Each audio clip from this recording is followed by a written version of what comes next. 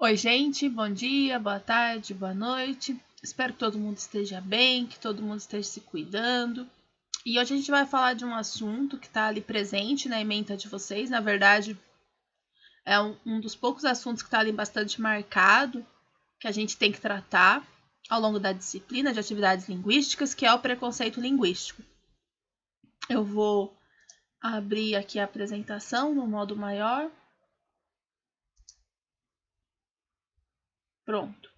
Então, o assunto dessa aula é o preconceito linguístico, mas antes da gente entrar, falar dele especificamente, a gente vai falar também de retomar um pouquinho as questões da língua, da linguagem, da comunicação, até chegar no conceito do preconceito linguístico. Então, nossa pauta vão ser as variações linguísticas, ou seja, as diferentes formas de falar, de se comunicar, que a língua vai apresentando. A norma culta, a norma padrão, o papel dela, para que ela serve, o preconceito linguístico, daí sim a gente vai adentrar no nosso tema. Vamos falar um pouquinho da Libras, o debate da comunidade surda tem emergido cada vez mais no ambiente escolar, e vocês como futuros professores provavelmente vão se debater com isso, então a gente vai falar um pouquinho da língua brasileira de sinais e depois a atividade. Então a comunicação ela é central em nossa vida, a gente está se comunicando o tempo todo, seja por mensagens em escrita, mas também por gestos, por expressões faciais, expressões corporais. O ser humano ele é um ser que está interagindo, está se comunicando o tempo todo com os demais, ele precisa disso. E nesse sentido a língua surge então como uma ferramenta importante numa comunidade. A língua é um sistema de códigos e regras e signos, que seria, daí não é o signo de horóscopo, é o signo de sinais, que a gente pode pensar mesmo nas palavras, mas que seguem determinadas regras durante o seu uso. A gente não pode falar as palavras soltas, a gente tem uma estrutura para seguir, que a gente conhece como gramática. Mas mesmo assim, a língua ela sofre variações, mesmo que a gente tenha esse sistema de regras, esse sistema de códigos para seguir, a gente tem variações no dia a dia conforme a gente vai utilizando a língua. A língua vai se modificando, a língua vai sofrendo variações, principalmente por questões culturais, questões cotidianas e até mesmo as nossas fases da vida ou a situação que a gente se encontra, influencia na forma da gente falar e origina essas variações ou variantes linguísticas que todas as línguas possuem, tá? Por exemplo, as pessoas falam de jeito diferente, quem mora no interior e quem mora na capital. E isso se dá porque as pessoas, de acordo de onde elas estão morando, elas têm formas de vida diferentes. A pessoa do interior, por exemplo, tem uma vida muito mais calma, consegue contemplar melhor as situações, não tem a correria do dia a dia, por exemplo, uma pessoa que mora em São Paulo, metrô, trem, que mal tem tempo para pensar, e também as próprias situações, de pegar metrô, de pegar trem, de muitas vezes almoçar no trabalho, que a pessoa do interior ela não passa, mas sim tem um contato maior com a natureza, respira um ar melhor. Então, tudo isso, todas as nossas experiências no dia a dia vão influenciando. Às vezes a pessoa até acaba falando mais rápido, porque tem a situação da correria o tempo todo, enquanto outras não passam por isso. Mas isso é só um exemplo, porque a gente tem vários tipos de variações linguísticas. As regionais, que são essas que são influenciadas pelo lugar onde a pessoa está morando. E a gente pode pensar de países diferentes, por exemplo. O português é uma língua falada em vários países.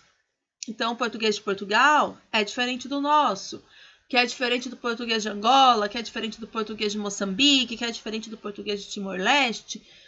E mesmo num país, principalmente num país grande como o nosso, a gente tem essas variações dentro dos estados, das regiões, o português que os gaúchos falam é diferente do português que o baiano fala, que é diferente do português do carioca. E isso é influenciado pelos lugares onde as pessoas moram. A gente tem também as variações sociais, e aqui a gente tem a classe social influenciando bastante. Segundo essa variação, a periferia, as pessoas mais pobres vão usar a língua de modo diferente das pessoas mais ricas. E isso acontece porque as pessoas mais ricas têm acesso a uma educação mais privilegiada. e também porque elas têm acesso a outras experiências, né? Vão a concertos, a eventos, viajam mais e tal. Então, infelizmente, a condição social das pessoas influencia também na língua. Ah, professora, você está dizendo então que a periferia fala uma língua, né, pior, se comunica pior? Não é isso, tá? A gente só está aqui mapeando as diferenças, muito pelo contrário, a gente vai falar disso mais à frente, mas não dá para negar essa influência social, né, das classes sociais na língua, conforme as pessoas vão utilizando no seu dia a dia. Outra variação que a gente tem é a variação etária. É quando a criança, por exemplo, ela está aprendendo português, que é o nosso caso, ela se comunica diferente de um adulto que já conhece a estrutura da língua melhor, né? Até o próprio adolescente, que usa muitas gírias, muitas expressões próprias do seu grupo. Então, a língua também vai se modificando, vai variando, conforme a nossa faixa etária, conforme a nossa idade. E as variações situacionais, que eu acho que todo mundo já utiliza, é quando a gente muda a língua de acordo com a situação que a gente está. Né? Com os amigos, com a família, a gente fala de um jeito muito mais descontraído e informal. Diferente se eu estou numa situação, né, numa formatura, numa entrevista de emprego, numa audiência com o juiz. Então, é como se eu escolhesse melhor as palavras que eu vou utilizar, pensasse um pouco mais, né, usasse mais da formalidade mesmo na forma de se comunicar.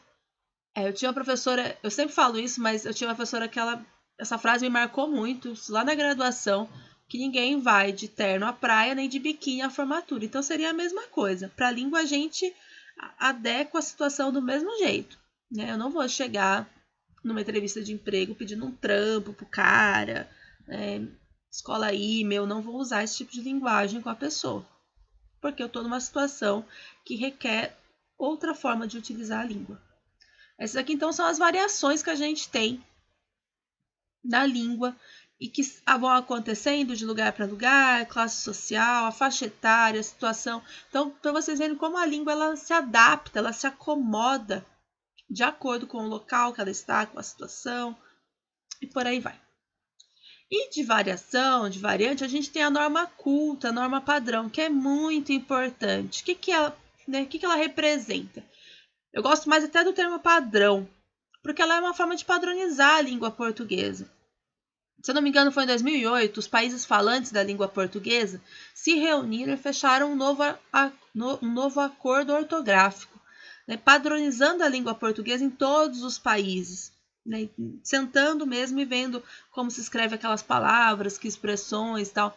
Claro que as variações continuam ocorrendo, mas a norma padrão é essa padronização da língua. Então, por exemplo, se o presidente do Brasil precisa mandar uma comunicação para o presidente de Portugal, ele vai se utilizar da norma padrão.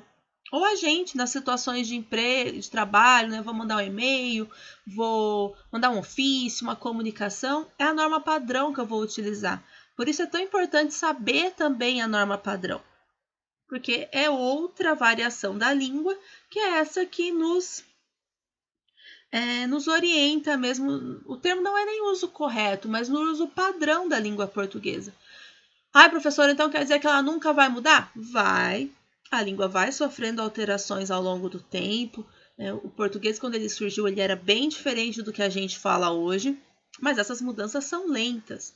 E a norma padrão também vai se adequando a isso, mas muito mais lentamente que, por exemplo, a variação situacional da língua. E a norma padrão, então, ela é muito importante. É essa que a gente ensina nas escolas, quando eu passei o exercício para vocês, né, de ortografia, de como se escrevia tais palavras, entra dentro desse recurso da norma padrão, que é bem importante a gente também ter o domínio dela para usar nas situações que são necessárias. E daí entra, então, o preconceito linguístico. O que é isso? Né? O que é o preconceito linguístico? É uma forma de discriminação, onde eu discrimino o indivíduo, a pessoa, pela forma como ele se comunica, seja oral, seja escrita. Então, quando eu corrijo alguém com arrogância, debocho do jeito de falar de alguém, ou então do jeito de escrever, na internet a gente vê muito as pessoas corrigindo umas às outras com ar de arrogância mesmo. Eu estou cometendo o que a gente chama de preconceito linguístico. Lembra que eu falei que a língua ela sofre essa influência do grau da classe social, do grau de escolarização das pessoas? Então, é natural muitas vezes que a pessoa que não escreve na norma padrão, digamos assim, ou não se comunica, né, na norma padrão, que isso, né, praticamente não ocorre, não se comunica falando, eu digo, ela teve uma baixa escolarização. Então, que muitas vezes, né, na grande maioria, está ligada à classe social. Então, a gente tem, geralmente, 99,9% das vezes, o preconceito linguístico destinado às pessoas de classe social, ou pelo menos vistas como de classe social, de menos acesso à escolarização e de classe social mais baixa. Então, é uma discriminação social, né, também. Esse termo foi criado pelo Marcos Banho, eu coloquei uma foto dele aqui, ele é linguista, ele é especializado na linguística, então no nosso caso da língua portuguesa. E ele traz então essa visão ultrapassada que se tinha de o português como uma língua única, né, e que tem que ser preservada a nova culta a todo custo e tal. E quando você discrimina alguém, debocha de alguém, tira sarro de alguém pela forma como a pessoa se comunica, você está cometendo uma exclusão social. Então a língua até pode se tornar uma ferramenta de excluir as pessoas socialmente. Ele escreveu um livro, né, o livro que eu coloquei o PDF disponível para vocês, que é o Preconceito Linguístico, que apresenta vários mitos da língua portuguesa e eu vou tratar de alguns agora, bem brevemente. O primeiro é que a língua portuguesa apresenta uma unidade. Né? Quando eu trouxe para vocês as variações linguísticas, isso a gente já viu que caiu por terra. A língua portuguesa, o que apresenta uma unidade é a norma padrão, que é uma variação linguística.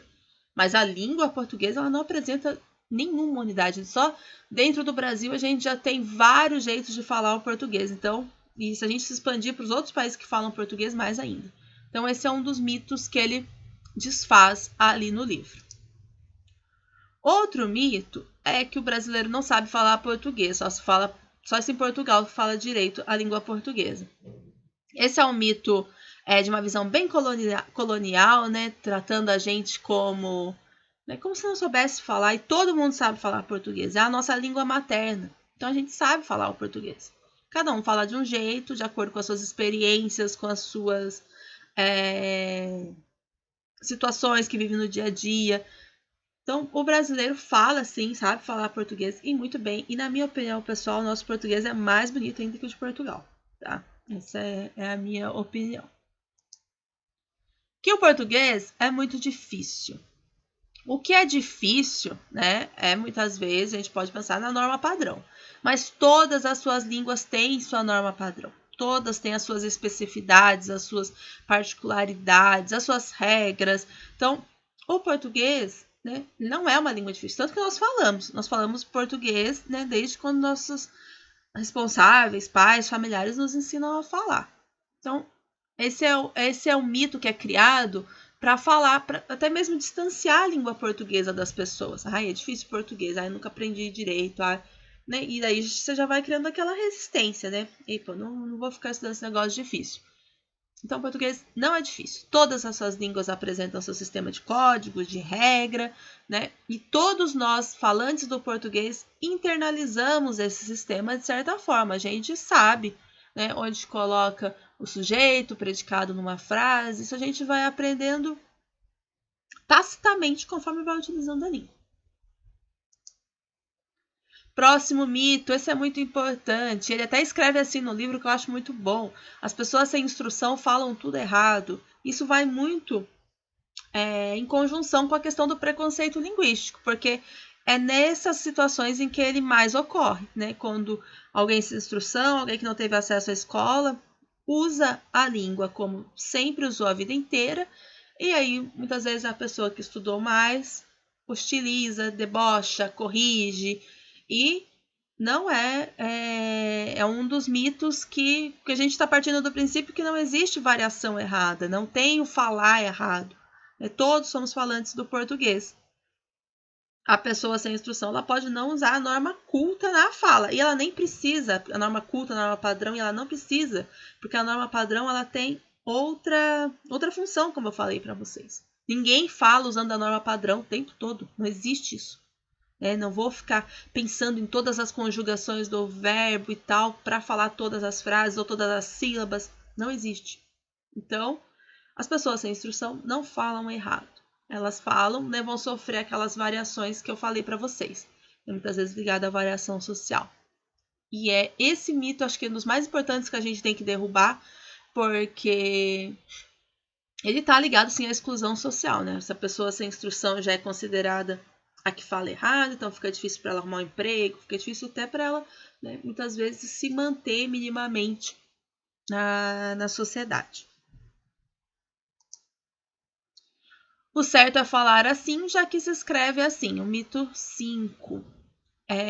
Então, esse aqui também, de acordo com tudo que a gente falou, a norma padrão ou norma culta, ela é utilizada em determinadas situações, na grande maioria das vezes na escrita, mas eu também tento utilizá-la o máximo possível naquelas situações formais, como eu falei para vocês. Mas não tem um jeito certo de falar, não existe, né? Como eu falei, a gente tem muitas variações na língua e as pessoas se expressam, se comunicam conforme as suas experiências. Não existe esse... porque eu tenho que seguir isso já que eu escrevo assim.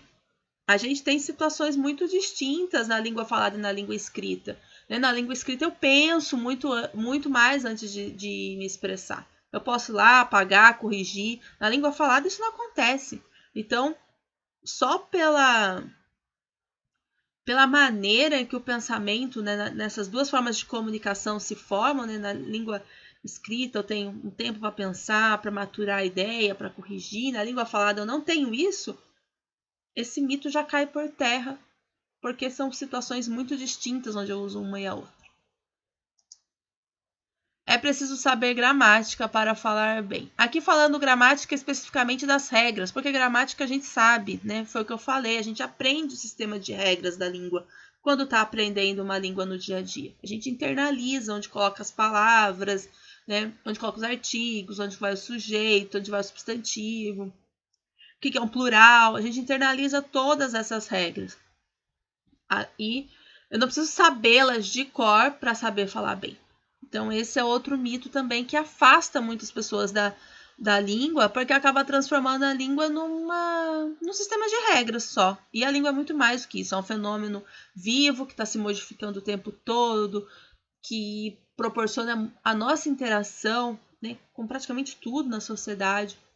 E até mesmo a forma da gente se enxergar. Eu só consigo refletir sobre mim se eu tenho uma língua. Eu só consigo imaginar quem é a Rafaela, o que ela está sentindo, porque eu tenho uma língua para formular esses pensamentos. Senão eu não conseguiria. E o 7.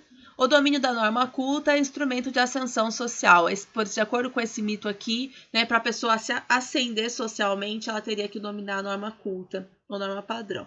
Esse aqui, totalmente, assim, é uma visão muito elitista, muito burguesa, e que ela não é verdade de jeito nenhum. Ele até começa no livro falando que, se fosse assim, os professores de português seriam as pessoas mais ricas do mundo. E não ocorre, Então, uma coisa não está nada associada à outra.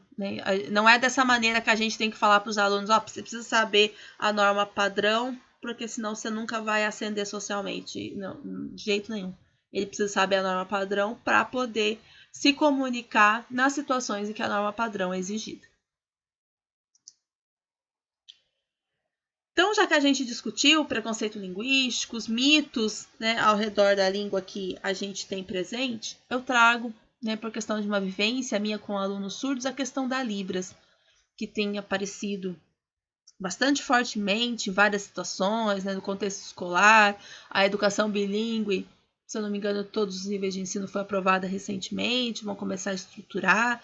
Então, a gente, creio, e acho isso muito bom, acho que até tarde, a gente vai ter um convívio com a Libras cada vez mais forte. A partir de agora, nós como professores e também os nossos alunos, que são ouvintes, que não são falantes da Libras. Então, a Libras, ela é a língua brasileira de sinais e ela é uma língua e não uma linguagem, tá? Muita gente fala, a linguagem de sinais não é linguagem, é língua. Por quê? Porque ela também possui um sistema de códigos e regras como a língua portuguesa, a língua inglesa, a língua espanhola, que é uma estrutura que deve ser seguida pelos falantes da Libras, né? Pelos que usam. A gente fala falantes mesmo porque a visão é a mesma, tá? A fala ali no sentido muito mais amplo, mas pelos que usam a língua portuguesa. Então, tendo uma gramática própria, um sistema de regras próprio, eu não posso só sair usando sinais soltos. Eu tenho regras para seguir. Torna a Libras uma língua falada, né, dentro da comunidade surda. Então, dessa forma, algumas questões que as pessoas falam errado, né, muitas vezes por não saber mesmo. A primeira eu já falei para vocês, né, não diga linguagem de sinais, é língua. Então, esses são dos erros que as pessoas cometem bastante. A Libras é uma língua. Não diga surdo mudo. Os surdos falam pela Libras. Então, essa é uma coisa que deixa eles muito, assim, né, porque a mudez dá uma sensação de que eles não se expressam, de que eles não se comunicam, de que eles não falam. E eles falam, eles se expressam pela Libras. E, aqui bem importante, não ria das intérpretes de Libras, porque isso é preconceito linguístico. Né? Da mesma forma, quando alguém debocha do sotaque de alguém, quando eu rio da intérprete de Libras por uma expressão facial que ela faz, porque na Libras as expressões também são, né, entram dentro desse sistema de códigos, eu estou cometendo preconceito linguístico. Estou debochando, é como se estivesse debochando daquela língua. Então vamos para a atividade. O que vocês vão ter de atividade? A atividade dessa semana vai ser bem diferente. Eu vou pedir para vocês gravarem um vídeo de vocês dizendo a seguinte frase em Libras. Oi, tudo bem? Meu nome é... E soletra seu nome. Eu coloquei lá na postagem um PDF explicando passo a passo direitinho. A gente tem muitos vídeos no YouTube ensinando, né, essas expressões, né, mais básicas da Libras, o alfabeto. Então, a ideia é que vocês... O vídeo dá segundos, tá, gente? Eu vou fazer aqui na câmera, por isso até que eu tô com a câmera aberta, para vocês verem como fica, porque são, né, os sinais. O oi tem um sinal, tudo bem, outro sinal, meu nome, outro sinal. E só vão utilizar o alfabeto daí no nome de vocês, que vocês vão lá e escolham as letras que, né, precisa para formar o nome de vocês. Pode ser só o primeiro nome, o apelido, enfim. Então é oi, tudo bem, meu nome, Rafaela. Só. É isso que vocês têm que fazer. Não pode fazer um tchauzinho no final, mas só, tá? Esse é o vídeo que vocês têm que gravar para mim. Então, eu pus o PDF lá certinho com o passo a passo. Coloquei uma dica também de um aplicativo que chama HandTalk. HandTalk, tá lá o nome também no PDF. Que ele é meio tipo um Google Tradutor da Libras. Então, daí não precisa nem ficar pesquisando no YouTube. Se vocês baixarem o aplicativo e colocarem a frase, o bonequinho já vai fazer os sinais que precisa para formar essa frase que eu pedi para vocês no livro. Oi, tudo bem, meu nome e o nome de vocês, tá? Então, essa é a atividade da semana.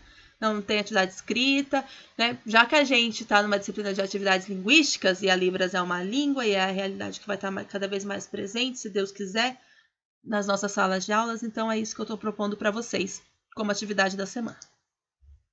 Em caso de dúvidas, por favor, me mandem e-mail, que é onde eu consigo, né, tanto questão mesmo de trabalho, né, de ser mais institucional, ver as demandas que eu tenho ali, e até porque eu acabo respondendo mais rápido, porque com o ensino remoto a gente fica muito no computador.